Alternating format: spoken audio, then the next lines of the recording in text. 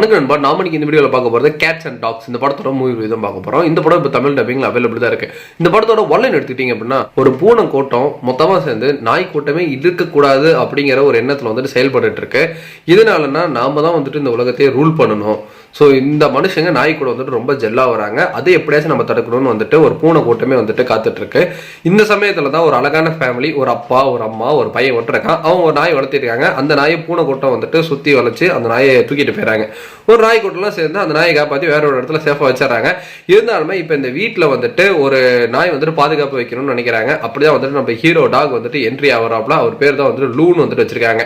So இந்த லூ வந்துட்டு அங்கே என்ட்ரி ஆனதுக்கு இதே ஒரு வந்துட்டு ஒரு ட்ரைனிங் இல்லாத ஒரு குட்டி டாக். ஆனால் இவங்கள வந்துட்டு எதிர்பார்த்தது ஒரு ஏஜென்டாக தான் அந்த வீட்டுக்கு அனுப்பணும்ட்டு. பட் நாய்க்குட்டி வந்துட்டு மாறி போயிருந்ததுனால டப்புனி இந்த லூங்கிற ஒரு ட்ரைனிங் இல்லாத டாக் அந்த வீட்டுக்கு வந்துட்டு போயிருது.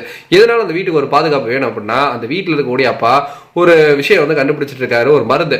அந்த மருந்து இப்போ வெளியே வந்துருச்சுன்னா நாய்களும் மனுஷங்க வந்துட்டு இன்னும் வந்துட்டு எல்லாருமே சகஜமா வந்து தூக்கி கொஞ்சற மாதிரி அவங்களால வந்துட்டு எந்த டிசைஸுமே வந்துட்டு பரவாத மாதிரியான ஒரு மருந்து வந்து கண்டுபிடிச்சிட்டு இருக்காரு.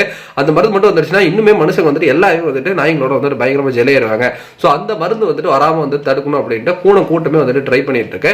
ஸோ இதுக்கு ஒரு காவலாளியா, ஒரு உளவாளியா, ஒரு ஏஜென்ட்டா வந்துட்டு ஒரு பயங்கர ட்ரைனிங்கான டாக் வந்துட்டு அந்த வீட்டுக்கு அனுப்பலாம் அப்படின்னு பார்த்தா எதுவுமே தெரியாத யூஸ்லெஸ்ஸா இருக்கக்கூடிய குட்டி டாக் ஒன்று வந்துட்டு அந்த வீட்டுக்கு வந்துட்டு போயிருது. ஸோ இதுக்கு இப்போ இந்த ட்ரைனிங்லாம் கொடுத்து இந்த ஒரு டாக் மற்ற டாகோடலாம் சேர்ந்து இந்த பூனை கூட்டத்தை வந்துட்டு எப்படி வீழ்த்தினாங்கிறதா படத்தோட மீதி கதையா இருந்தது. ஸோ படம் பார்க்கும்போது நார்மலாக ஒரு ஹீரோ வில்லனுக்கான ஒரு ஃபைட் மாதிரி தான் வந்துட்டு படத்தை வந்து மூவ் பண்ணி கொண்டு போயிருந்தாங்க. படத்தோட தமிழ் டப்பிங் நல்லா இருந்தது.